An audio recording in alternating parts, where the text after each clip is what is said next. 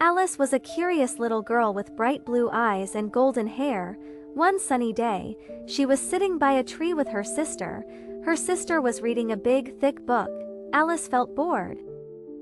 She looked around and wished for something fun to do. Suddenly, she saw a white rabbit. This was not an ordinary rabbit. It was wearing a fancy jacket and holding a big pocket watch. The rabbit looked very busy and kept looking at the watch. Alice heard the rabbit talk. The rabbit said, oh dear, I am late." This made Alice very curious. She had never heard a rabbit talk before. The rabbit was running and Alice decided to follow it. Alice ran after the rabbit and saw it jump into a big hole at the bottom of a tree. Without thinking, Alice jumped in too. She fell down and down. It felt like she was falling forever. She passed by bookshelves, clocks, and strange pictures. Finally, she landed softly on a pile of leaves. She looked around and found herself in a wonderful place.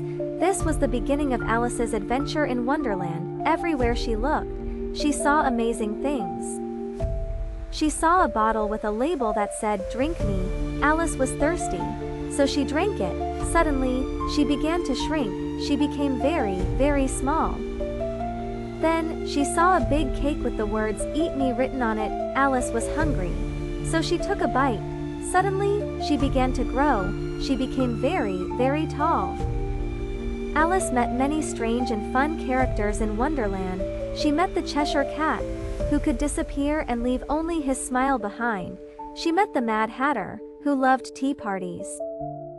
She also met the Queen of Hearts, who was always angry and liked to say, "Off with their heads."